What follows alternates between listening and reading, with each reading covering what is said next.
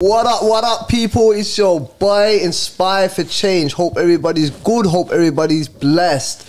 You guys, if you haven't subscribed already, then do subscribe to my channel. Do like, do comment. More content coming your way. And most importantly, this channel is all about inspiring people. So, hope you're inspired. Today, I've got an amazing guest with a story that's going to blow your mind away. He's a good guy called Tony. Where's the drum roll? Wow, man, I appreciate it. Anytime. You're a top man. What I want to start with, when I first met you, obviously we met each other in the gym. And obviously I see the way you was working out. It gave me inspiration. Like, you know what I mean? When I do get a bit older, I would like to keep myself healthy and fit like that. So yeah, that's why I approached you. But you've got this interesting story for the people, and I want to start from your childhood. So tell me a bit about your upbringing and where you're from, and yeah. Well, I'm from Notting Hill, proper. West London, are you? Yeah, I'm West London, W11. I grew up in a place called Basing Street, which is sandwiched between Portobello Road, where I worked on the markets as a kid, and All Saints Road, which was a big West Indian community during the 70s and 80s, where there was some political unrest, and the home of the Notting Hill Carnival. Yeah. We were poor. We lived in a council block, you know. If you didn't nick it, you never had it. You know, it was one of them things where people would have you, they'd ask you to break into their house to the electricity meter and give you some 10p pieces, and you'd give them the money because they had no money to feed their family. And they'd have to say, and everyone's door was open, and you'd pick up Corona bottles, which were glass bottles, and take them to the shop, and you'd get, back then it was like a halfpenny, so it's half a p. This is before decimalisation. So you'd get money, you'd earn money, you'd do whatever you had to do to survive. And as a part of that, I was in probably the biggest gang in London, which was called the LGS. LGS? What did that stand for? That was the Ladbroke Grove Skins. They were... Were they all what? They all mixed, or what were they? No, they were all mixed up. It was a totally mixed thing. The thing about Notting Hill is it's got a mishmash of people. It's got... there were people from Africa, from the West Indies, from Portugal, from Spain, even Serbia, some Slavic countries, people that came over as immigrants, a lot of Moroccans. Were Somalians Algerians. About? Not really, so not too much, innit? Yeah. Not too many. More Africans were from West Africa, Sierra Leone, Nigeria. Nigeria, Ivory Coast and stuff like that. Wherever unrest was, that's where the shit happened. So they came to Notting Hill. So it was a very multicultural society, but LGS was a big gang. We did lots of crazy shit, you know, lots of gang stuff. How old was you when you got into the gang? I was probably 11 years old. 11, brother? Yeah. Yeah, but I was always a big kid. I was the biggest kid in my school. You always had the size on you? Yeah, I was always a big kid. I mean, especially then, I was getting served in pubs when I was 13. You know, literally. So, but I had a normal family, kind of, until I was 7, and then something happened within my family where my mum got raped, basically, and my dad, who is not a good guy, really, on reflection. He just left, and so my mum was very ill from this. I had a stepsister who the family took, and I was taken into care. And I'm not a Christian. How old are you in the care? Sorry to interrupt. I was 7. You're 7 years old? I was 7 years old. So from 0 to 7, my life was just like a normal kid. You know, you play footy all day, you did this, you did that, and stuff, like I said. Then from that time, it was, I was put into a Catholic boys' home, which is not a pleasant place to go. I'm not a Catholic, I'm not religious in that way, but it was like one of the places they put you because it was local. Was it like a boarding school? it was a children's home. So people were displaced kids, orphans, you know, whatever, but it's mostly. And then we weren't going, shit happened there. And then I was fostered to a Jamaican lady, which was, in fact, quite unusual because Jamaican people didn't foster people very often.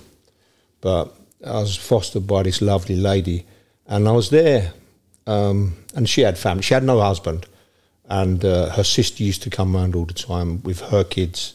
She didn't have no kids herself? No, she did. She had 2 kids. Okay. And her sister had 3 kids. And how old are kids? How old did you compared to them? I was 7. Some of them were, and she had another foster kid as well. Okay. So nice one. God bless her. So she used to foster children, and the foster child she had is my brother now. He was displaced from Ghana during the uprising, and his dad was a very important judge, and he had 6 children, and he sent them in different places to protect them. Yeah. And his mum and dad were put in prison.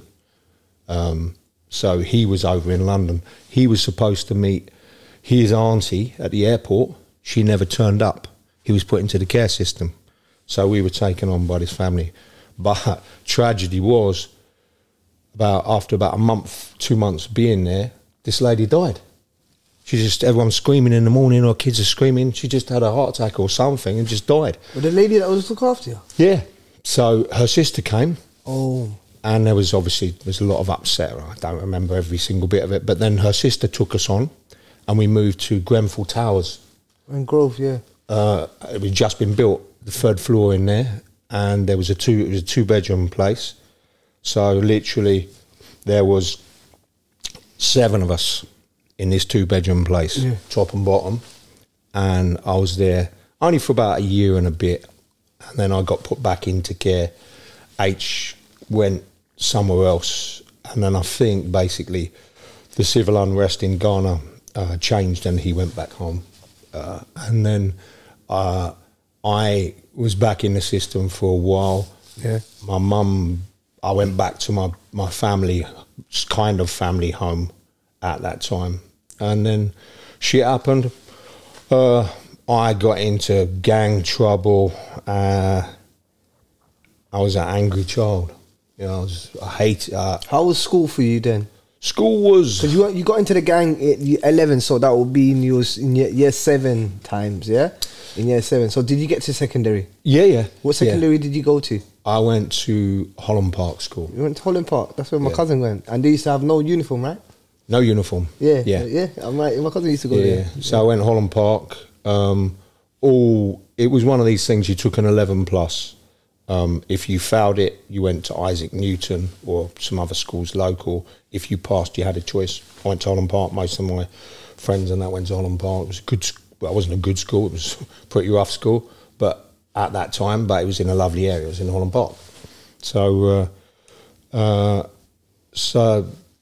basically, I got into. Did you complete? Yeah. I stayed at school. You got your GCSEs, yeah? I got some GCSEs. You're a G. At least, for all that you went through and all that trauma that you saw from a young age, for you to stay focused and get your GCSEs, God had the plan for you, man. Yeah, but I didn't. I actually learned later in life, as a lot of people did. The only GCSEs I chose because you were able to choose options, and the education system failed me really because there was an easy floor. You know, an easy floor.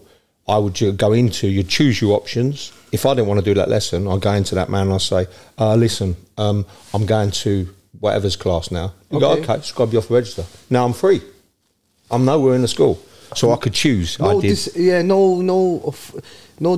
Or well, it was disciplined. It's just that it was they didn't check on anything. To be honest, I was probably a right little shit, and they just wanted to get rid of me. Yeah. And I thought, great, less headache. Yeah, that's it. He was a big lad as well. Yeah, and they didn't want that headache. They didn't want that shit. So they basically just went bosh, done.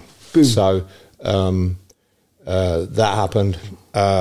So now okay, boom, you've gone past, you've got a few GCSEs now, you're 15, 16, so now you're 16, 17. All the time I'm working now. All the time I'm at school. You're working in the market, right? Sometimes, but what happens is when I'm 13, something else happens in the family, so I leave home. So now I'm 13, I'm a big man, I think. I'm getting served in pubs. Most of my girlfriends are 18, 19.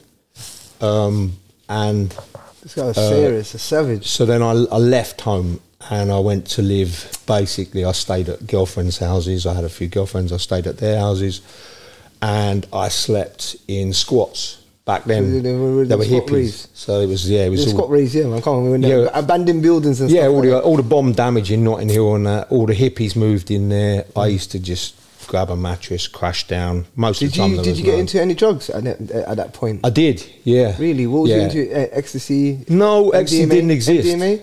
No, it didn't exist. What was it then? It was more, we used to take barbiturates. I've never heard of it. And amphetamines. Amphetamine, yeah. Is that horse tranquilizer? No. No, it's the opposite. That's ketamine, sorry. Yeah, mate, it gives you it makes you hyper so you could party all weekend and stuff like that. To be fair, some LSD, nothing stupid serious. I never smoked because I'm not a smoker. You never smoked weed? Never smoked weed. Obviously you drank because you was getting served when you was 13. Yeah, I used to drink, although when I went through a little stage when I was very young getting drunk, but because basically both my parents were bad alcoholics, I never really saw alcohol as that thing. It wasn't really my thing. So all the time when I was at school, because I had to feed myself, I used to work around the corner from here, actually, on the Western Avenue in Renault's, buffing the floors, scrubbing the floors, cleaning the windows, some toilets. Didn't you say to yourself, like, why am I doing all this cleaning toilets and that? Well, I can go out there, I'm a big lad, I can go mug some people, I can start selling a few dope. What made you not want to get into that lifestyle? It wasn't really a thing, to be honest. Mugging wasn't. Selling drugs? Drugs even wasn't even a thing like that. But crack came in them times though, innit? No, not really. Not really. Don't get me wrong, I wasn't squeaky clean. We would, as a gang, during that time and when I was younger, we used to do things like we'd have pipe cutters that we stole off of building sites. Yeah. And we would go with Tesco's trolleys. Yeah. We'd go up to Queensway from where we were, and we'd run around circles, cutting heads off parking meters. And we'd get 300 of them in there in trolleys, run them back to our flat, smash them all open. We always had big pockets full of 10p pieces, 50p pieces, you know, that's how that's one of the ways we made money. We made money by, basically, we stole, you know, But no one in the gang was not into drugs or anything like that, selling drugs? No, it wasn't nothing. It was all territorial, it was football, it was... What team you supported? Fulham? No. Chelsea? No, we used to go to QPR, but Makes sense. Later, I used to go and watch PSG because I lived in Paris, but that was before anyone even knew who PSG was. But I digress. Basically, I had to work, so I did whatever it took, but I did do an honest job. I worked 6 days a week at Renault's. I used to do mass paper round things 2 days a week instead of being at school, with my then brother-in-law, who delivered like massive, it was just like bundles of paper, and you know, you put them through people's doors everywhere. Wandsworth, Armory Way, Chiswick, sometimes Notting Hill, and we'd do that for cash, and that fed me, and I always had money. People used to think I had money. People actually thought I was wearing nice clothes. That's why you was getting them older birds. Well, people never realised that, you know, at school that I didn't have parents. They didn't realise. You never used to open up to no one? Nah. Well, who does when you're a kid? No therapy, no counselling at that age? Nah. Never. No social worker? No one knew. I did have a social worker because I got arrested a good few times. He or she, what did they do for you? They did knowing that they know what you've been through. Like, they didn't know what I've been through. They must have been aware of what the circumstances were happening to mama. Nah. They didn't. You didn't tell them. No, because back then I only had social workers because I was getting arrested. So and you need a lot, and you need an appropriate adult at the police station. Or? No, I didn't, because I'd say I don't know where my parents are, and back then it was a different time. Now that wouldn't be allowed, but then you know, you look at Jimmy Savile and all the shit that's gone on. That people just ignored that stuff, and in those days, nowadays it's a different dynamic. But back then, if a kid said, I can't go to my parents, they wouldn't push it. So the social worker would be there. Like, I did some bad shit in school, got expelled, social worker come in, poor him, he's got this, got back in school, that sort of thing. That's where the social worker helped. But in fairness, I wouldn't let anyone help. You know, I knew... Just push. From what happened to me as a kid, I was filled with hate.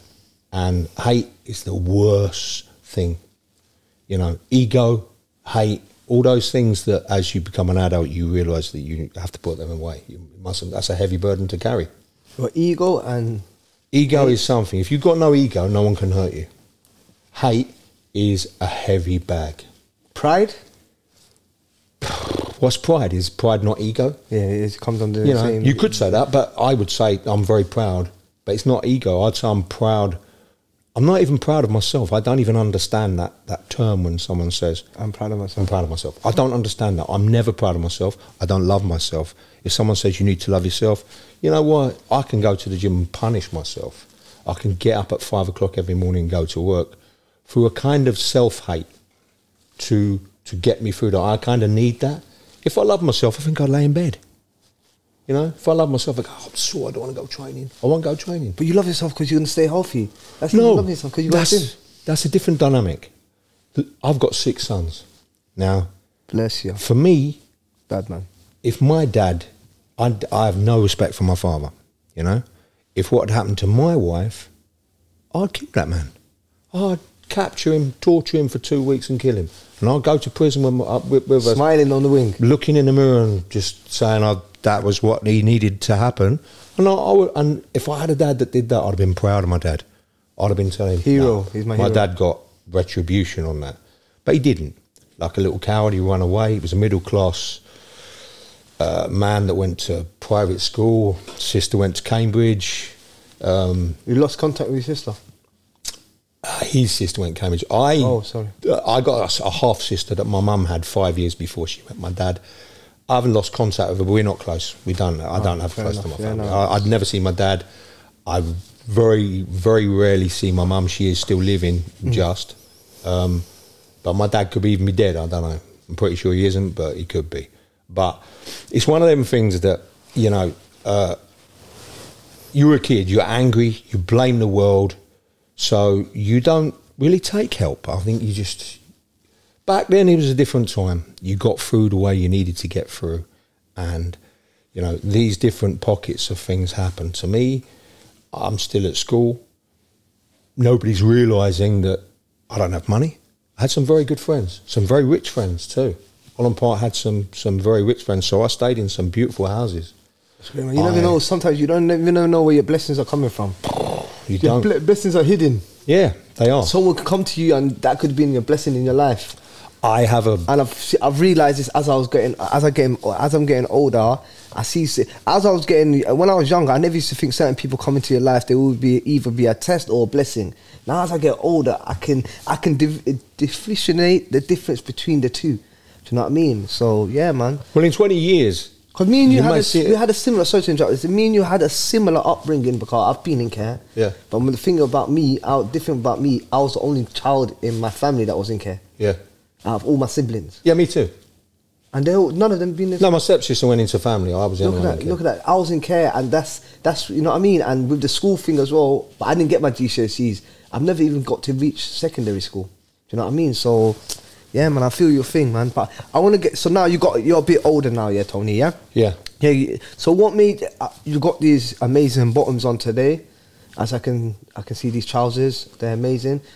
Well, what have you? What did you do? What did you get into afterwards? I was in a lot of trouble for different bits and that, which I won't mention because I could still be in trouble for them.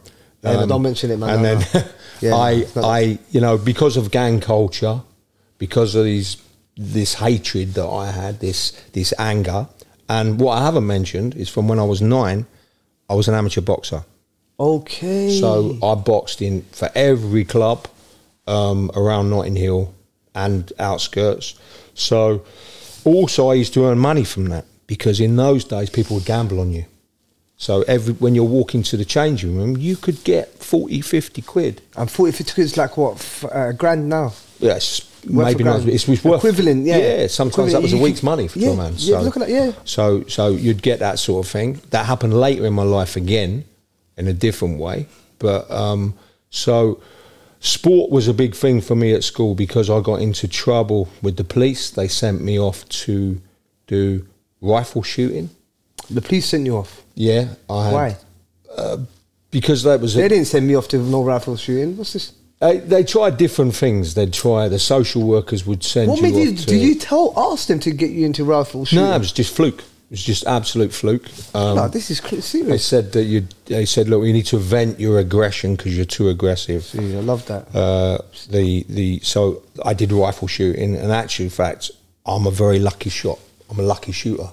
You're a good shooter. I was bronze when I was 12. I was bronze medallion standard, Olympic standard, and it's kind of, shooters are lucky. You know, there's certain things. It's like, you know, these fat old guys play darts, and you know, you play darts and you think I'm not, but these guys seem to be really good at it. It's just like a natural talent. Yeah. Everything I shot, bang, used to go in. So it was only .22. So, but it was target shooting, and I'd be on competitions at 12 with adults and also senior police shooters. I kicked their ass. My guy. Same thing with the boxing. I would be 12, but because I was big, I was fighting, laying man out, 17, 18. Irish guards, yeah, 18-year-olds, laying them out. I had 46 fights without a loss, and I only used my left hand. My trainer used to say, use your right, use your right. You're right, dangerous more. You're right-handed. I'm right-handed, but I just had this thing where I'd jab off, and I won 40-odd fights just with my left hand, but didn't really realise it. It's only when they pushed to make me use my right, I drew my first fight when I tried it. Next one I lost. Screw this, but it evolved. But at the same time, also as a means from my school to try and get my aggression down, I started to play rugby, and I got in trials for London Irish and Leicester Tigers. Leicester Tigers snapped me up as an apprentice, so I had to travel up to Leicester. But unbeknownst to these people, don't forget, I'm still not got a place to live. I'm still living rough. So I'm boxing, I'm playing rugby, I'm doing whatever it takes, and I'm working. I'm trying to get myself cleaner, but I'm still in Notting Hill where I've got a lot of friends. The environment. Do you think your environment played a big part of your... But you seem like you was already... You seem like you obviously you was getting yourself into trouble, but at the same time, you seem like you knew like what you was doing, or you was... Yeah. Would you say your environment it made you who you are, or you made you... I'm not easily led, so I can't blame my environment. I blamed my sheer anger, and you know, I won strips of medals because I didn't give a shit. Because in actual fact, if I was honest, when I was young, I wanted to die. So if I took drugs, I'd take a lot of them. If I did whatever, I had a death wish. I didn't give a toss. And in fact, it was always bring it on. In any situation, I say, bring it on. I was always the first in. Someone's got a knife, boom, I'm there. Someone's this, someone's that. So basically, it progressed to, I'm playing rugby, I'm boxing. It gets to the point where I'm turning up down Leicester, my eyes are split. Nose has got a car over it, and they're saying, you can't go on the field, like I give you half a game. So come to the thing, I'm earning money out of that. There was no money in rugby in those days, no money. Not like now. So I basically made the decision, ditched the rugby. I started getting girls pregnant. I had 2 sons when I was 14 years of age. You had 2 sons? Yeah, my first 2 sons are 14. So in actual fact, I've got 8 sons. But one was with one of the girls who I was fostered with, who is an amazingly beautiful woman, Brenda. And she was the daughter of the second foster family, who also had an amazing brother, Winnie, who passed away tragically. He was a British BMX champion, BMX racing champion. Yeah, wow. Lovely guy, about 6'9", lanky on this BMX, but fast. But he's doing tricks and all that. And he wasn't tricks, he was a racer. He used to go to America and everything, get sponsored. And this is much later when I come out of the military, literally, that I'd met him. So yeah, so were you military? How long was you in the military for? I was in the military for just over 11 years. I joined, first of all, the big turnaround from that was I had a big thing here where I basically had to go on the run. And so I run to Paris and I thought, I'm joining the Legion, as all criminals think they're going to do, you know. So I go there. What do you mean join the Legion? Back then, so you say you get yourself into a bit of trouble, you leave the country, you join the allegiance, what, they can't find you? No, if you join the Legion, basically, the Legion Étrangère is a place where in traditionally, romantically, they would take on criminals. It's not true. They don't, but they did back in the day. So I go to Paris, something happens in Paris, and now I have to leave Paris, right? So I come back, and my only option is I go to Hoban, I go to the Royal Marines thing, because the Royal Marines, you sign up, it's not like soldiers, you sign up for 9 years. So a lot of to-ing and frying, a lot of shit happens, but essentially I joined the Royal Marines as a young officer. But I'm a kid. Young officers are, and it was because... How old are you when you got into the thingy? I was 16 coming up 17. Interesting. So, big boy, and you're 6 foot. Yeah, and they wanted, you know, I had quite a boxing reputation. You could fight as well. I had the gold, I had the bronze medallion shooting thing, so that's a big thing with the Marines. Yeah, boom. So you was in France. So how long was you in France for? No, I wasn't. I was in. I first of all I went to Lympstone, because now the French thing's gone. Where's Lympstone? It's down in South Devon, so where the Marines are. Oh, right. I did marine training. Then, when I was 17, after I finished my training, I was on the Falklands. So we were on exercise called to the Falklands, which was a conflict back in 1982, where the Argentinians invaded an island that is owned by the British. The Argentinians call it the Malvinas. Yes. And they went, so I went to war, the first war. I'd been to Ireland once, which was, to be honest, was easy peasy, because I was out just shagging Irish girls in a place called Bangor, and it was just like a holiday. Yeah. So then we go to the Falklands. At this time, you've got two boys. Because you had them like maybe 3, 4, so now they're around 3 years old. 2 years old. But so you just left them behind. Now the difference is that both of these girls had boyfriends. At that time? At that time. And you was chopping them? Wow. So basically, I never had that relationship with my sons. You know, Brenda, for a start, she said, look, listen, he thinks that's his kid.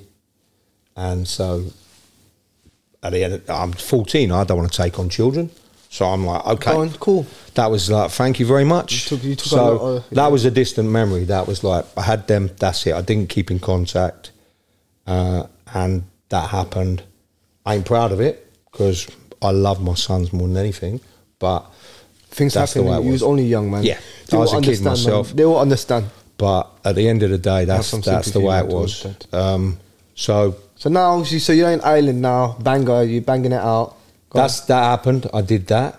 Then went on to the Falklands. Did that. Came back. Did some time. Then I get headhunted by the army. What's headhunted mean? Headhunted means if you've got a talent for doing something, like a company or whatever, will try and snatch you. They'll say, look, do you want to do this? We'll give you this. So I was in something called the SBS in the Marines, which is a special boat service, which is a special forces unit, because of my sniping ability, that does special jobs. So the British Army now, because I'm employed by the Navy, so the British Army now say that they want to take me on. Do I want to go and join them? Also, I had some trouble in the Marines. I spent 3 months in Devonport. Tell me a bit more about Ireland. Ireland was a big conflict. I love Irish people, by the way, man. They're good people, man. They are good people. Because they went through a lot, as much as black people. Because back then, there was no blacks, no dogs, or no Irish allowed in certain buildings. And I feel like they've been through the same oppressions as black people have, as they were. Yeah, no, you're right. Yeah, because they went through it. There would be signs on pubs that would say, no blacks, no Irish. No dogs. Yeah. Yeah. And How are you trying? That's crazy, man. Yeah, but that's the world, isn't it? Man, I know that's the world. You've seen the whole. Where that it is the started, world. guys. One sec. That is the world. So tell me a bit more about Ireland. Yeah, so Ireland, Sorry, right? yeah. I'm working for the SBS undercover, so we're in plain clothes, and we have to talk like that because we're in Northern Ireland, and you have to make out you're in Northern Ireland, you know. So you're wearing earrings, you're in high-vis jackets, and my oppo at that time, my number 2, was John Narayan. Now, his brother was Tony Narayan, a captain in the Special Air Service, who was captured by the Provost, killed, and body never given up. Yeah. So they used to do a thing in the traffic where they stick a nail in your car. If you drive away, you get a big scrape up your car, so you have to pay £5. So you give over the £5. What we hadn't realised is we'd been towed. It was an ambush, guns in the window. We get captured for 17 hours. In a nutshell, we get tied to the floor. He gets it a bit worse than me in one way, but they decide for 17 hours that they're going to take run-ups at my balls. We're still toe cups, so basically my testicles get kicked for 17 clear hours, and they smash my balls up, and then we get rescued by the SAS. Quick as flash, everyone's shot to pieces. We get out, a debrief. Now I've got this drip on my nuts, draining off fucking plasma and blood for weeks on end. Then, because of certain things, I get headhunted by the army. So then I join a different unit, which is now called the SOR, which is a very, very high-tech special forces military regiment, which is, when people say the SAS, everyone thinks the SAS. Nah, there's loads of regiments, far more secret, far more elite. It's just that that's the one you hear about. People know about the SBS now as well, but that was a bit more clandestine. So I go into this unit, and basically, back then it was called the FRU, the Forward Reconnaissance Unit. So I get taken over to Djibouti to join 13 DBLE, Légion Étrangère, which is the demi brigade based out in Djibouti in a place called Outrema, which is their base that they've had there for many, many decades. Yeah. And I start working for them, and our theatre of operation is from Djibouti to Mauritania, and it's basically 300-mile wide corridor, 2,250-mile range called the Sahel. Sahel, yeah. That is basically South Sahara. It's a corridor. It's been a spice, slave, and drug route. Then it started to be a terrorist route. Everything went through there. Somali Pirates would take girls off ships, and it would be a white slave trade. We'd rescue lots of young white girls that didn't get raped to death by the time they were being taken to Nigeria to be sold, or they went to Socotra and they were sold again to places in Dubai for Arabs to buy as sex slaves. Plus there was drugs, plus there was the onset of ISIS and different, back then it was Janjaweed, which were the Central African junta, and the Tuaregs were the people that carried them through for the Somali Pirates. So basically, it was hell on earth, 50 degrees. You travelled there. A patrol would last 4.5 months. So you ain't showered, you ain't washed, you've been fighting. We'd carry back, on average, 40 bodies on every time in a Ford truck. And in 50 degree, you imagine some of them boys are getting shot in week 1. They've gone to Djibouti, they've gone to Mauritania and back in a body bag, in a 4-tonner. So if you think stink, you think smell. That's the real. And these are your brothers. These are, this is your. So these are your people. Yeah. And the Legion is unique in the fact that only the officers are French. Everyone is from everywhere in the world. So they're from every nationality you can think of. And you all put together. However, I was only attached to them. I did have what the French call a nom de guerre, which is one of my sons' names, Xavier. And you are given a nom de guerre. You're governed by French. You have to take orders in French. Although, essentially, I'm still governed by British rule. But we are attached to that unit, a very strong fighting unit out in Djibouti.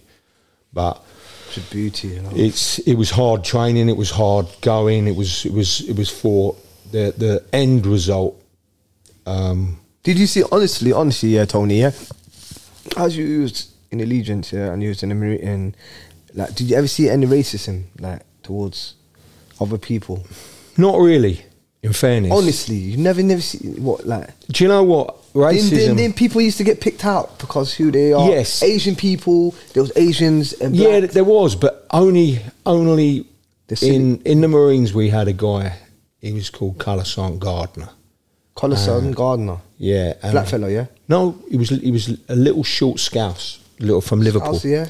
Okay. Tiny man, 5 foot, but tough as hell. What tough? No. But he was racist.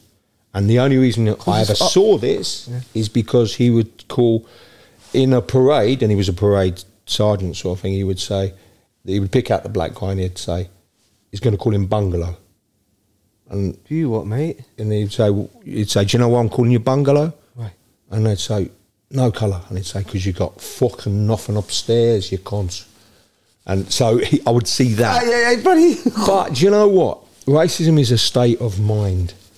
It is a state of mind. It's and the problem... State of mind, what do you mean by that? Like, break it, yeah, elaborate. I'll give you...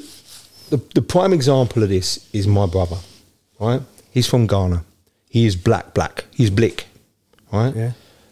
If you cannot upset him. We used to do security work much later after this, where we worked together. And football fans, majority pretty stupid. You know, the Northerns has come down doing Nazi salute, monkey noises. Do you think that would bother my brother? No. Well, and what did he say to you? Because he's like, I used to get annoyed because he's my brother and I love him. I'll get angry, it'll get me boiled up. But you just look at him. You just say ignorant. They're uneducated. He just say ignorant. He's not bothered. Honestly, you could see in his face he would not even be angry. He just, because he didn't have it. He hasn't got ego. He is. We are brothers for a lot of reasons, but he is me. We are exactly the same. You cannot upset us. You know, if someone said something about me, you get upset because it's protective. Yeah. And he's like my big brother. He said, and I'd be protective over him. But it's a state of mind. If you are hurt by words, you know, if you are the sort of person to say you can capture me, you can torture me, you can do whatever, but words, you know, the old adage of sticks and stones may break my bones, but names will never hurt me. You know, it's one of them things that if you let it hurt, if I am being racist to you and I'm seeing that it's upsetting you, I'm going to do it more. But if I'm going to be racist to you and you're like, meh, I can't go anywhere with that. How far can I go with it? Where am I going to go? So why are you going to give up? Why are you going to add fuel to the... You're going to give up. So the whole point is, if it's a state of mind, if you and let's face it, racism is no different to sexism, any ism. And that's why I love gyms, because isms really don't exist in the gym. Gym people, there's no isms. You go to the gym, you're all there. And the Legion is a bit like that. You're there for one common purpose. You are literally, you're all different peoples, but you're there for one purpose. You're the same people. Yeah, fitness. And I have this thing. I call myself a beast of no nation. A beast. Why do you call yourself that? But because I'm not. You know, my passport was British French because of the Legion. I was treated better by the French government. I liked the way the French did things. That is no Vive la France, that's no Francophile thing. That is just the fact that I am not pro-English. I have seen the English government lie. I don't vote because I think politicians are liars and, you know, they're out for themselves. I have been beaten by police when I was 12 years old, kicked the shit out of by a 40-year-old policeman. And I think 12-year-old boy, would I touch a 12-year-old boy like that? I like you, but that's that's not the force though. That's not the force. That's not the police. That's that individual. So you can't blame them as a whole set. You have to blame that person. It's just like now they say Muslims are bad because one guy has done something, but you can't brush everybody with the same brush, you know? No, you cannot, and that only life will teach you not to generalise. Yes, only life will teach you that. Yeah. When I came back in a wheelchair, so my time in Djibouti, there's a guy called Adid. Ethiopian guy, yeah? Huh? Adid. What country, where is he from? He's Somalian. A Somali fella, yeah? And he Adid, yeah, I got it, yeah. So at that time, he takes over Mogadishu, and he's not a good man. But why? Why is he not a good man? well, because Mogadishu, and throughout Africa I saw it, but worse in Mogadishu, you would see piles of dead babies, 5 foot high. And I don't care who you are, that has a profound effect on you when you see babies, their skin stretched across their skeletons, starved to death. And they're starved to death because Adid's troops, there's a movie on TV, have you ever seen Black Hawk Down? Yeah, I've seen well, that. Well, that is about that. Yeah. But what Black Hawk Down doesn't tell you that there weren't just Americans there. We were called back. We were 1,000 miles into our patrol. Yeah. We were called back to Mogadishu because there was a big civil unrest. That civil unrest started when the UN were there trying to feed grain to people in Mogadishu, in all of Somalia, but the big place was Mogadishu at the time. And these men would turn up at these trucks, take the food off of these starving people and whack them and beat them and take the food for themselves. And they were well fed, you know, the junta at that time, that's what it's called. And these fellas, were they Somalian themselves? I was Somalian themselves, they're to our own people. I'll be here, what's up, lad? Their own people. Huh? This was in the 90s. So early 90s, yeah? Yeah. We're talking like 91, 92, 93, but this is when it was happening. This is Makalakahaye, when the... Yeah, so it was a bad time for Somali people, and that's not Peter around the bush. It's still a bad time for some Somali people, especially up north now as well, where it never used to be affected, but it is now. But so basically what happens is some Pakistani UN troops have had enough, so they point their guns at these men when they're taking the grain, and they weren't allowed to do this. One of them shot one of the Pakistanis, and then they chopped them with machetes. 13 Pakistani UN troops that are there to help people. They're wearing blue hats. They're not there for violence. They're there to help people. Chopped them to pieces. The Americans said, be in America, and listen, I ain't pro-America, believe me. They said that's enough. So they went in and force, got their asses kicked. Helicopter went down. AD and all them, man, they got smoked. It's not only that, it was the populace. It was the way Adid had said to every single person in Mogadishu that these people, these white devils, are going to rape you and kill you, and because they're simple people, and certain people believed in him. Stupidly, they believed in him because, like, people read the paper now and they believe everything they read. You know, people do that because they're sheep. So then we get called to Djibouti and to Mogadishu, and we're involved in the battle. Half hour in, I get a shot through the knee. My kneecap is... So that's why you can't... Because I was talking about fitness thing. Yeah, I got a full round straight through the kneecap, big hole in there. A full round of what? AK? An AK round straight through the knee. So I've got a hole straight from my kneecap. I'm bleeding out. I've put a tampon in it, some clotting agent, fighting on. It's a constant fight, 72 hours. Next day, I get a partial round through my shoulder, which I'd already been shot through the shoulder anyway. Another tampon in there. 3 days fighting, no drink. Tampon. It stops it from bleeding, yeah? You push it into the hole. This guy, you know, it swells up, stops the bleeding. It's just a quick way of doing it, and you put clotting agent in it. But of course, these went septic. Yeah. So I'm fighting on for 3 days. Eventually, we're evacuated out, and the whole situation turns to shit, and everyone gets fucking killed and whatever. So then I go back to base, back to Odremer in Djibouti, and I'm getting ill. badly. So then I'm taken to Paris, and they're saying don't look good. So I get taken to London, and now I've got meningococcal septicemia. So they were thinking I'm going to have to chop his legs off. They're doing this. I say you ain't doing nothing. Then I sit into a coma, and I nearly snuff it. Let's put it that way. Then they tell me I'd get better. I do fight it, and I don't die. And they tell me I'm going to be in a wheelchair for the rest of my life. For me, an active man, being in a wheelchair for the rest of my life, you might as well be dead. I'd sooner die. Yeah. So, yeah. but then I start a little bit of rehab, and they say, well, you know what? It could be 3 years. You could be up and walking. I think, fuck that. 3 months, I was back in the ring. So it took me 3 months from not being able to walk to being able to walk. So I carried on, and that was the episode. So obviously I come back. I've got a couple of kids already. So then, apart from the kicking, I'm still producing kids. So I have, in the end, I have 4 children with my first wife. Then later, as a result of the kicking, I get testovascular cancer. So I get cancer in my nuts. So they say they're going to cut one of my nuts off and all the rest of it.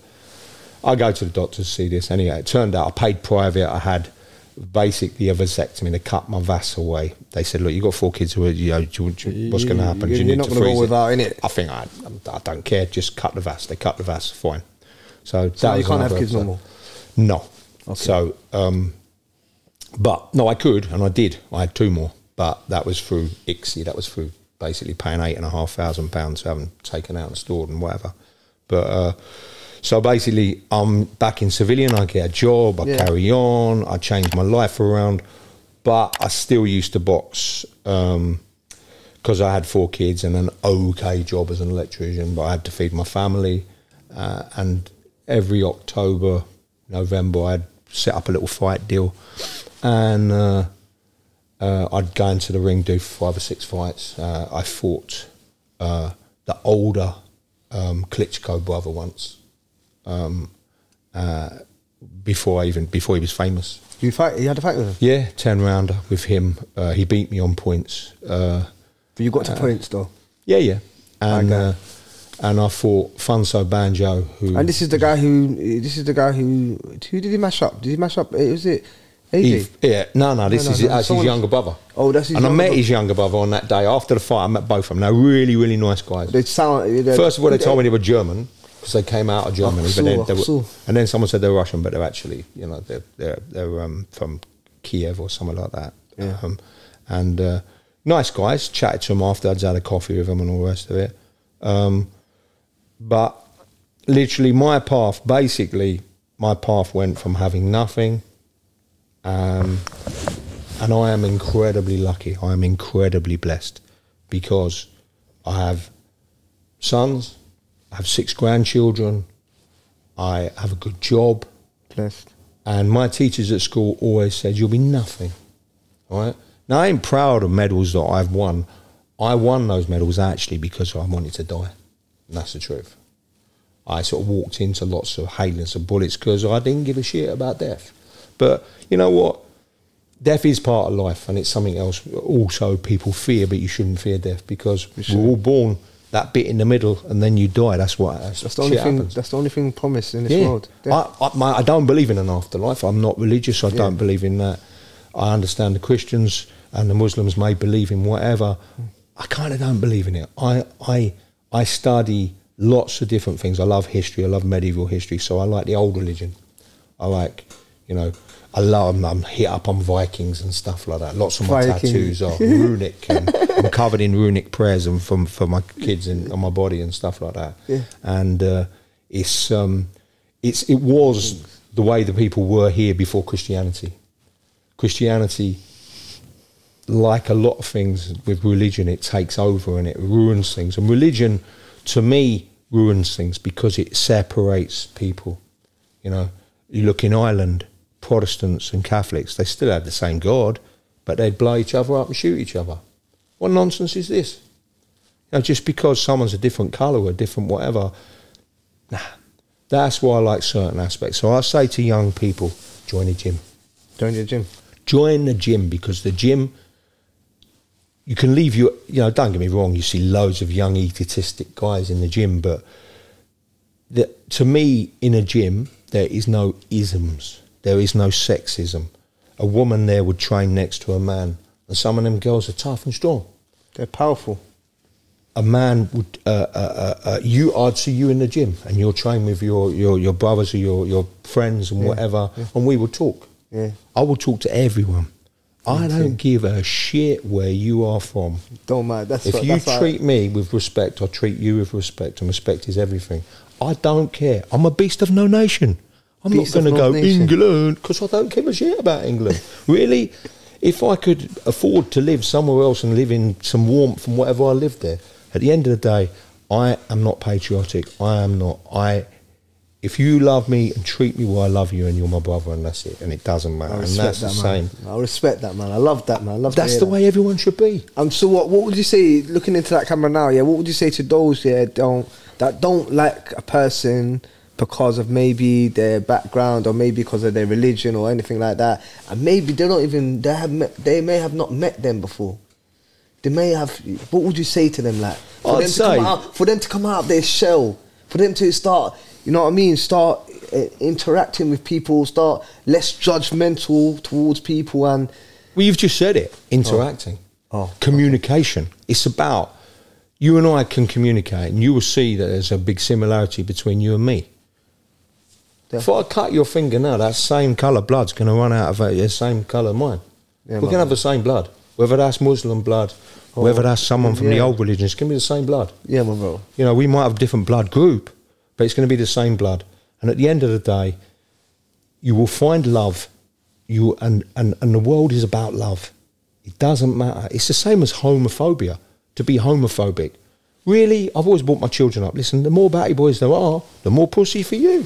Serious? Yeah. So I've always had that. Don't worry about that. And you will meet different people everywhere. You will meet. Just live and let live. Don't pass judgment.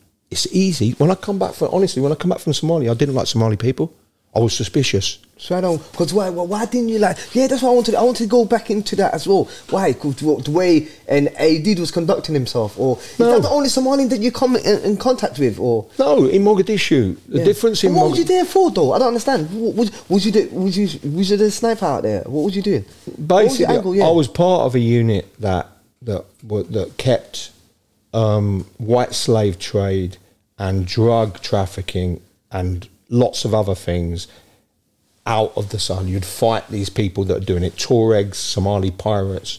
How's Somali Pirates? Because I had one fella, I think just before and you came on my podcast, and he was mentioning something that because other people used to come to our coast, to the Somalian coast, and what they used to do was they used to dump all their toxic waste and everything, rob all the fish from the Gulf of Aden, and that's why the pirates end up becoming, because the pirates end up being normal people that were on the shore that end up just going on a ship and went to go defend their land. No, I think piracy it's always been about, if you think Bluebeard the pirate, Blackbeard the pirate, buccaneers, privateers, slave traders were pirates. Vikings were pirates. Normal Norse people that came from Scandinavia to settle here weren't Vikings. Vikings were different. Vikings were pirates. They would come to this land and take slaves, rape, steal, and it's a bad up here. Who end up helping them when they used to come to England and they used to just take all the birds and. Well, what happened? Yeah, I've heard of something. Well, honestly, that again is something for a different conversation. It's a very, very vast, and I know a lot about it because that's my theatre of history. So I know a lot about that. Okay. But it's a big thing. But literally, pirates are thieves on the sea. So Somali pirates have always been around. A lot of pirates were West Indian. A lot of them were African. A lot of African pirates. There were Chinese pirates, and they saw people as a commodity. So if you go to someone, take someone, and you can sell him.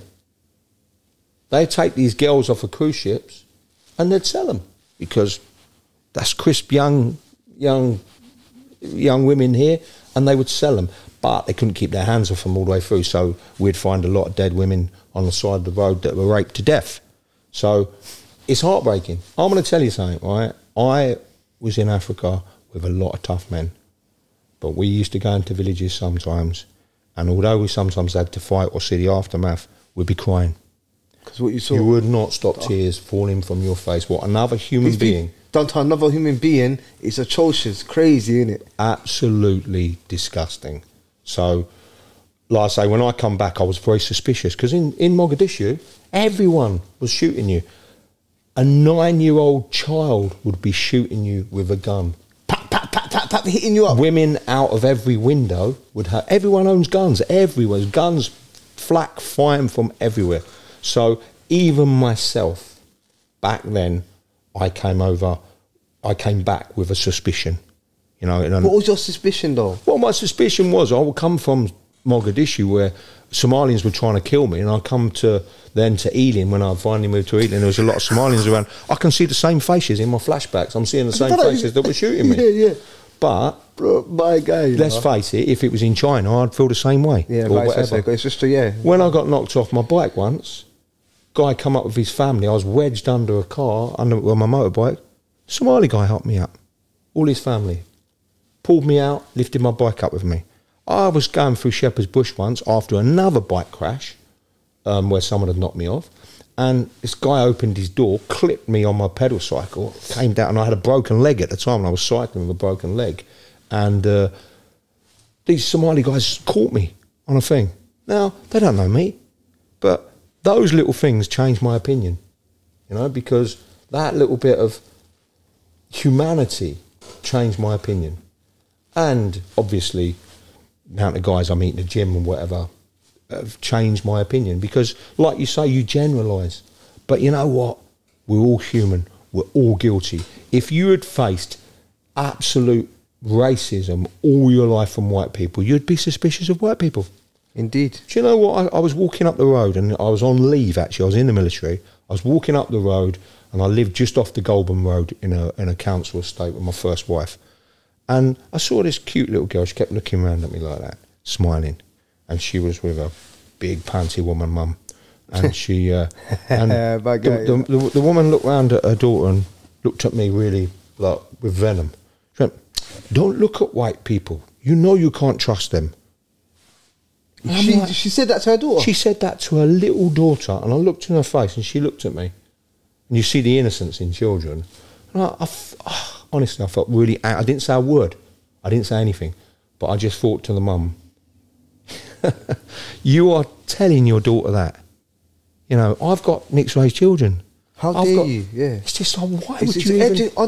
yeah, man. It's so you answered your own question. Yeah. Why are people like that? Why are people... It's human nature to not understand difference. But you know what? As a person... And there are two main things for any young people watching this, right? Growth mindset and emotional intelligence. We are built with IQ, which is the intelligence passed down from our parents. But the good news is, the most important thing is EQ. It's emotional intelligence. And we can learn this.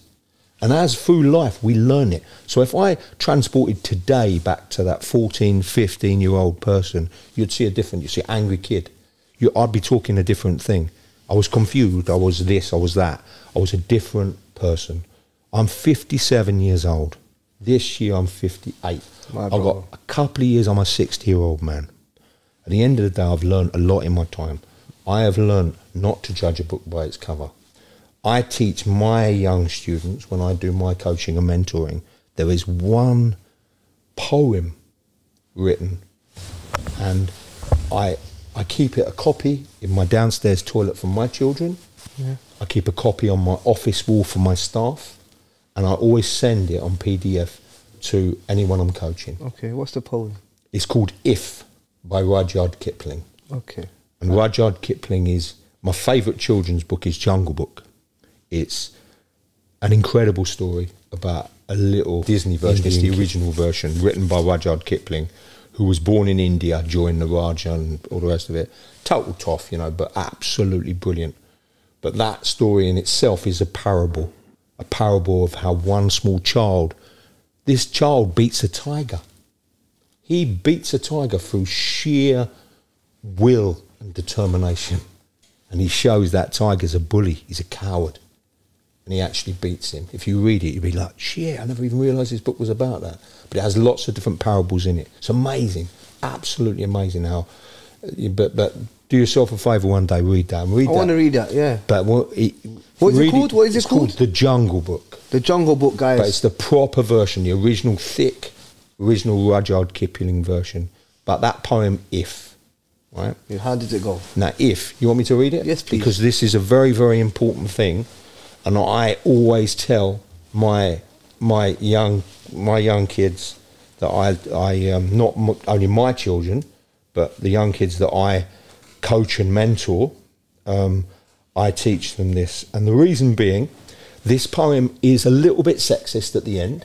So if I'm doing a woman, you have to cut that down, but only a little bit. But remember, it was written in Victorian times, so yeah, you know how they think towards women back then. They didn't really appreciate. Kind of, but this poem wasn't really. It's not even that. It's just that basically, it's kind of like a dad telling his son how to live his life. Okay, go on. And it starts out if you can keep your head when all about you are losing theirs and blaming on you, if you can trust in yourself when all men doubt you, but make allowance for their doubting too, if you can wait and not be tired by waiting, or being lied about, don't deal in lies, or being hated, don't give way to hating, and yet don't look too good nor walk too wise.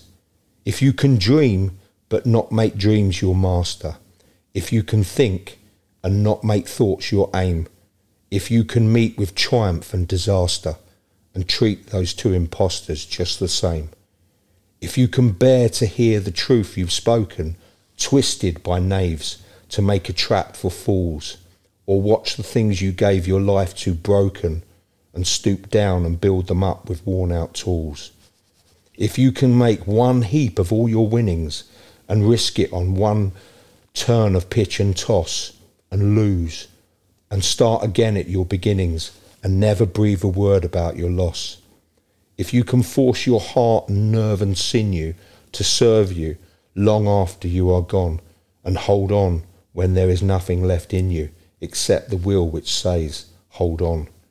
If you can talk with crowds and keep your virtue, or walk with kings nor lose the common touch, if neither foes nor loving friends can hurt you, if all men count with you but none too much, if you can fill the unforgiving minute with 60 seconds worth of distance run, and yours is the earth and everything that's in it, and which is more, you'll be a man, my son. Beautiful, man. But every single line in that has, when someone phones me and says, listen, Tone, I say, have you read If today? They know I'm going to say it, and they go, no. So go away and read If. If you still need the answer to the question, call me back later. Once in 20 years has someone called me back. Because at the end of the day, yes, there's nothing in that poem that doesn't... Everything I've said today is in that poem. And it's not because it's in that poem, it's just like chance that is in that poem. Listen back to it, guys. Listen back to it and deep it. Search it, Google it, keep it on your phone. That's what's up.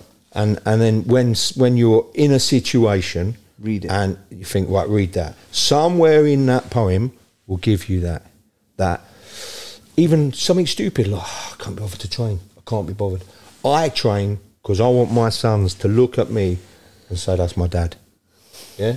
I want my sons to be strong, because physical strength means mental strength. Not always, but it should do. Spiritual strength means... Yeah. Well, no, physical strength... What about spiritual? Spiritual strength comes with wisdom. Spirituality is in that poem on every line. Yes. Right? That is a different thing. I'm a very spiritual person. Yes. but someone may misguidedly class spirituality for religion. But spirituality is not about religion. The old religion is a bit like, you know, the Indians, the Native American people. Yeah. They believe in the earth. Now, if someone said to me, where is my God? I don't have a God, I have gods. Because I sort of think, well, if there's going to be a God, there could be more than one God. But my gods are in the flowers, in the leaves, in the grass, in the air, in the trees, all around me, in a running stream, everything. And that's the way the Native Americans believed. They believed in looking after their planet because that is everything to them, because the water gives you nourishes you. So does what you grow and what comes out of that earth. The trees, without them, we're going to burn up and die. We cut too many trees down, global warming happens. All those things are important and essential. You know, how much better do you feel when you're stressed and you have a walk through the forest, or you have a walk through the countryside and you look at the river, you go to Bunny Park even, you look at the river flowing and you look at the trees and you hear the birds and you see the beauty of nature.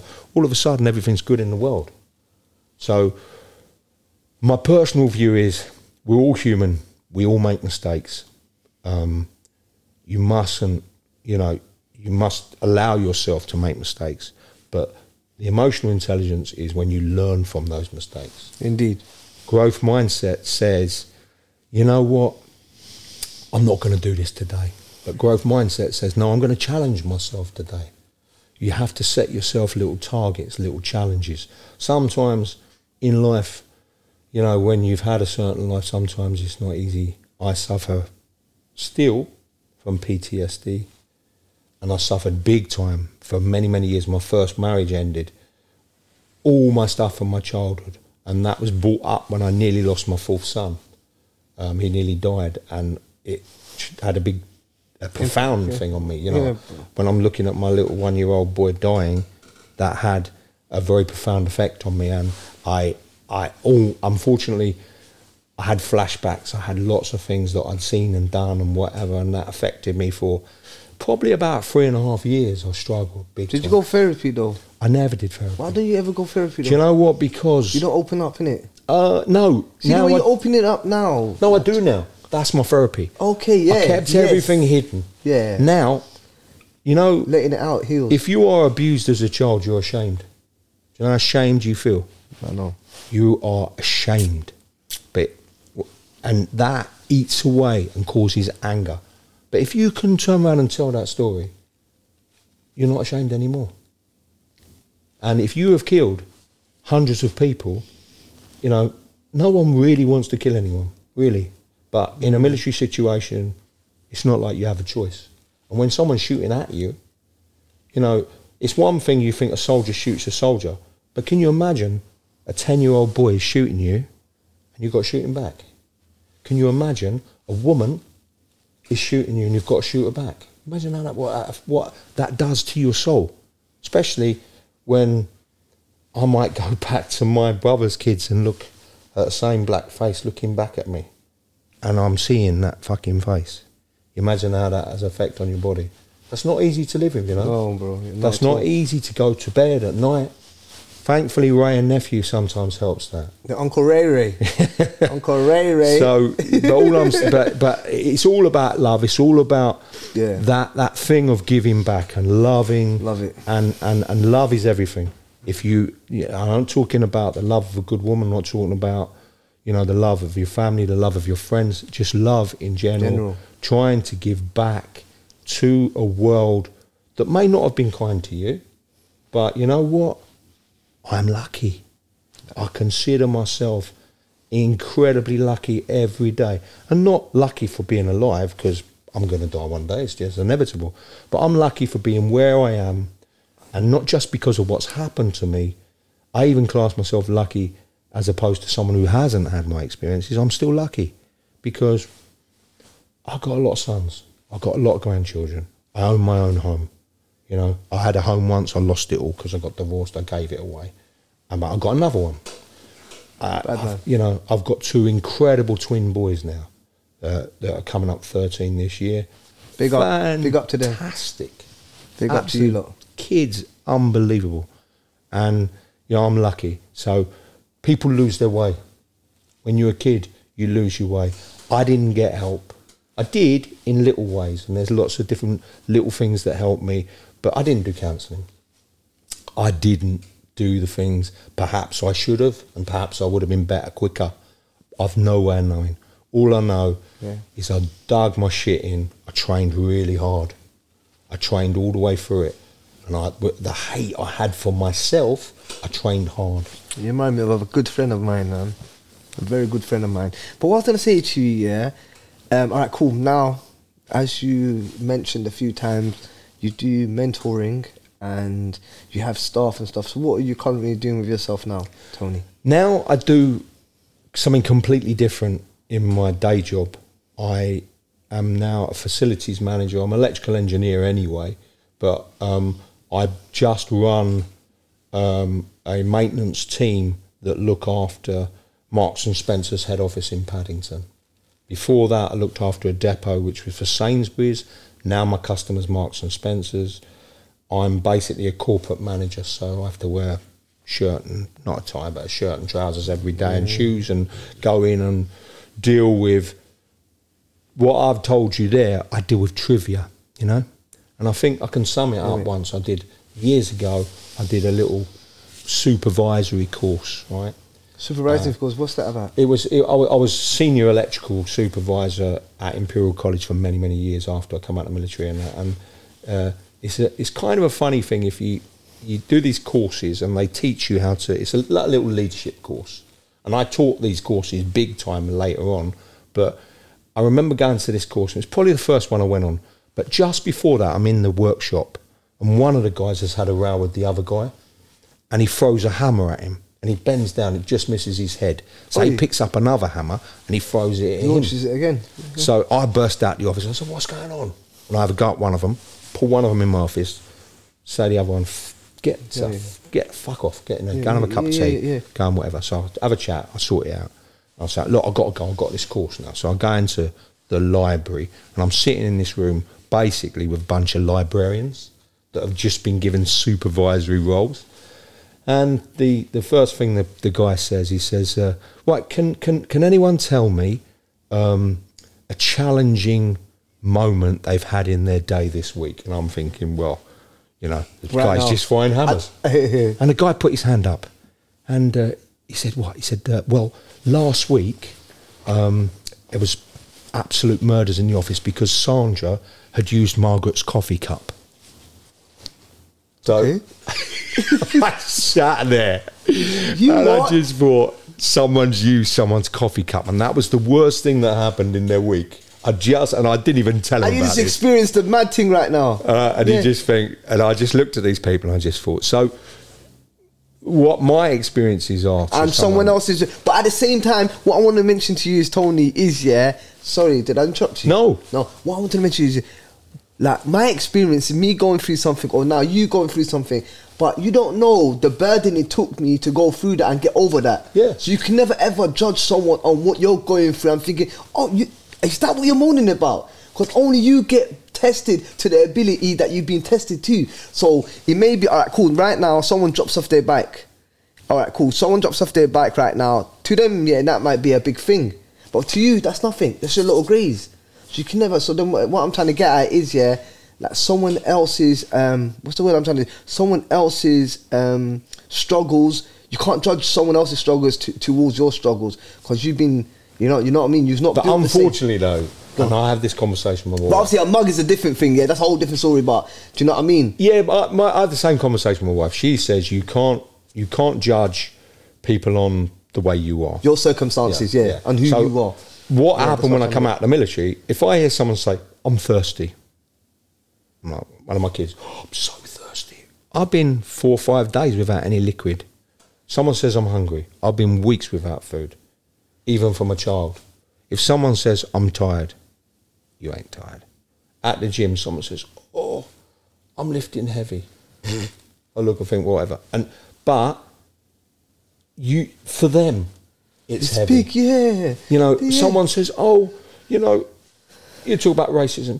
Someone called me, I don't know, a ginger fat idiot. or someone called me a Nigerian pig, or you know, it's just, to me, I think that's just words. But to them, it may upset them. It wounds them. People commit suicide through people posting stuff on social media. Yeah, I know. Now, to me, I find it tragic, but you can't say, man up, because to that person, it's a big thing. Indeed. To me, it might just be like, meh. But you know what?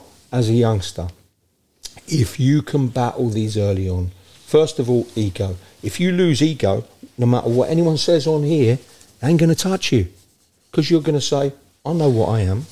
So how do you lose ego? You have to know who you are as a person, or? No, I don't think so. I think you can lose ego by actually understanding who you are and just not caring what people think about you. Because, let's face it, what someone thinks about you, does that really have any impact? You know, most of the time it's going to be wrong. You know, like you say, someone has preconceptions on, oh, he's this, he's that. In West Ealing, a group of Somali kids, they might say they're crack dealers. Guys might just be doing philosophy at West London College. Yeah, or they might just be on their way for another training session at West London Gym. But you already judged them. But you're judging the book by its cover. And where does that come from? Does that come from media? Does that come from... It comes from human nature. And do you know what? You have to forgive people. If you also can forgive people, like If says, you know, it says it in that poem, if someone does that, forgive them. So what? They're human. Who cares? That is losing ego. Not caring, not giving one fuck what someone thinks about you. Yes. And that's the way to do it. Just don't care. If it means nothing, because you know what you are.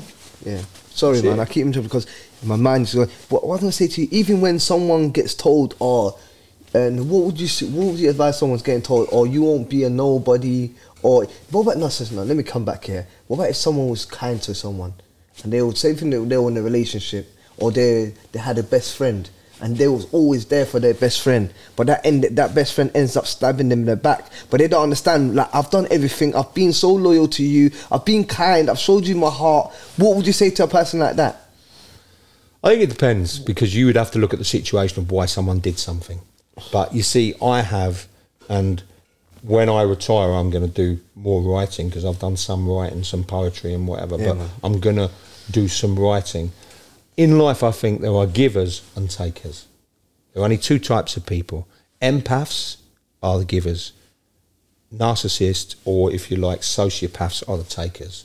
So some people love to give, some people love to take. Can you be both at the same time? I don't think you can. I think the balance, probably the balance of a human should be both. You should be able to give and take. But I don't think a giver can't take. I think they find it hard. It's like, I can't take a compliment, really. I don't really... I don't like compliments. Man. Yeah, if you... I respect it, but I just don't like it because it's not good for... It gets my ego up, and I don't want to get my ego up. Well, I don't have an ego, so it doesn't get my ego up. Yeah. I just think... But you're a human being, everyone's got ego, though. No, I don't have ego. That's the whole point. So right now, me telling you, you take off your top, because I've seen you in your gym all pumped up and that. I tell you, take off your top. I say, Tone, what happened to you, pal? You've gone a bit skinny, pal. You come like, what do you mean? I've been training like 6 times this week. What are you playing like, Gullet? Well, you would get that if you watched, but that's your ego, because you've been training... No, but what if it didn't bother you? What if you went... All right, the answer to that is, yeah, you're right, actually, I've been a bit unwell. I need to get back in, need to maybe start eating more. But what about using, though, and you've been training hard, but someone just... Well, maybe that's their opinion.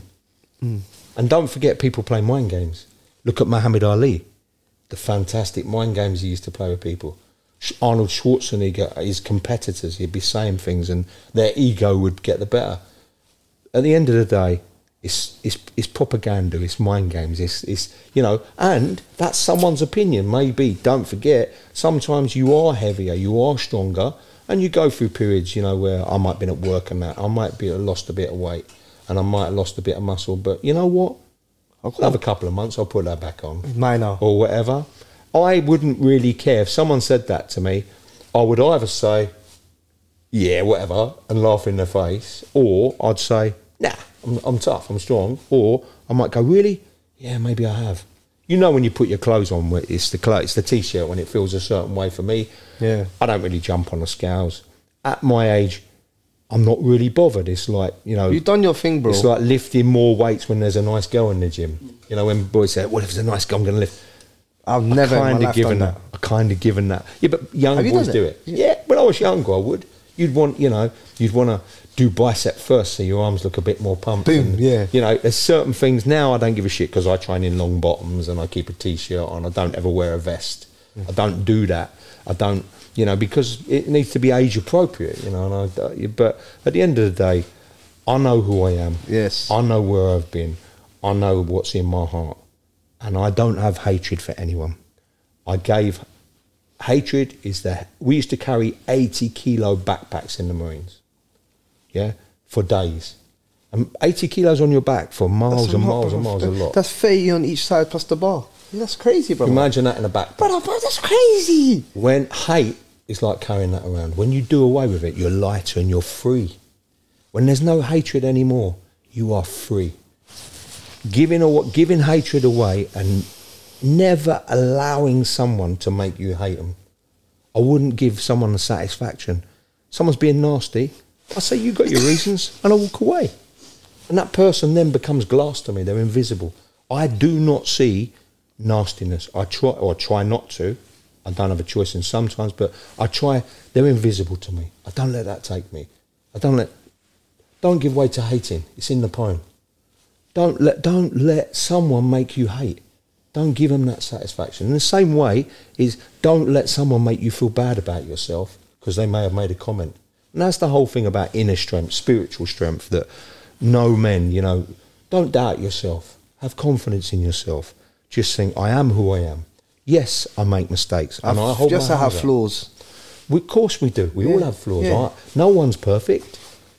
You know, and your opinion is not someone else's opinion. You don't have to respect someone else's opinion even, but just don't make a comment on it. You know, it's like religion and whatever. I don't really comment on it because I don't see it that way. And if someone's opinion is different to me, if someone supports, you know, I used to work at a pub where people support a different football team and start fighting each other. Just because supported, what the hell? Where's that even come from? That's feudalism. That's ridiculous. That ended 2,000 years ago. Do away with that. But you go to a rugby match, it's not the same. Football match, you want to kick each other's head in because they support a different team. I don't care. I love winding people up about that sort of thing because I'm a bit of a wind-up, and at the end of the day, I just think people are people. Allow people's ignorance because they could learn. Some people will never learn, but you can't control that. You can try and influence them.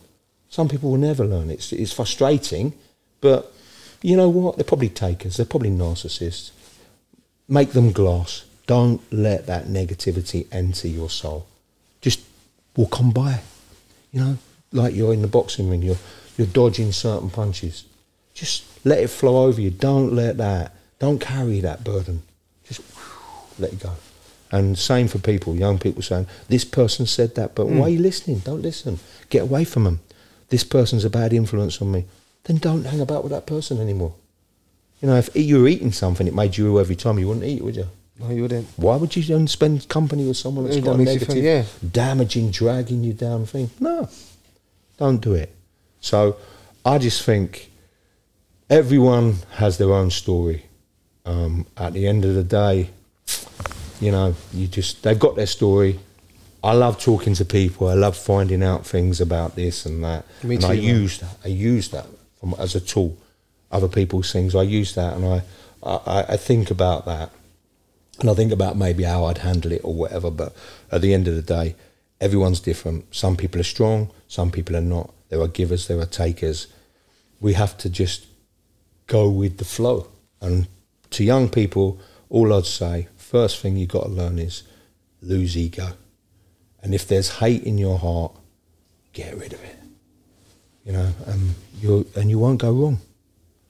Two important things to get rid of. Top man. I appreciate you. You're a top man. It's what you've been through has made you who you are today. Like the pain made you who you are today. If you didn't go through all that pain and all them trials and all them traumas, I think you wouldn't sit down with me today. Because you've seen what you've seen and you've been where you've been, you can let that out, and because you know who you are, you know what I mean, and you know what you give back. Because the reason why I do what I do, and I'm on this channel, and the reason why I sat you down, because hopefully in your story is going to connect to someone out there. That's my whole intention. That's my whole plan. Do you understand? Because I know right now someone's looking at this and say, you know what, this has helped me. They might be going through something, so I appreciate people like you. You get me? I haven't paid you for this. You've come here voluntary, first thing in the morning, 9 a.m. Do you know what I mean? You're going to have a great day with your son later on as well. Granddaughter, actually. Granddaughter, sorry. Yeah, granddaughter. So yeah, man. Thank you, Tony, man. Anytime, mate. Get me. And if, do you have a website or anything where people can find you? Or I don't. I work for a couple of charities. Yeah? You're anonymous, yeah? Yeah. But next time I'm gonna have you down here with another person. We're gonna do a podcast, and we have some great topics that we're gonna talk about. Because I was interviewing a gentleman called Stephen Graham. He spent 8.5 years in Jamaican prison. You understand? And he's been through a lot. So I think you two knocking heads together, they'll cause something amazing. So this is what I love, bringing people together. Because he's from a Jamaican background. He grew up, he's been through all of that. He's a really known person as well. He's got 4 books. He's got 22 he's got 4 books, 22 documentaries. So yeah, man, you and him, we're going to make something happen. And I love it. I love it, man. I love it, man. Pleasure to have you. You guys, more content coming your way. It's your boy Inspire4change, a very, very unique and spontaneous channel. So tell a friend to tell a friend. This can be fitted to your mother, your father, your children, whoever. Everyone can relate to this channel. You understand? And yeah, hope you guys enjoy that. And it's your boy Inspire. Take care, you guys.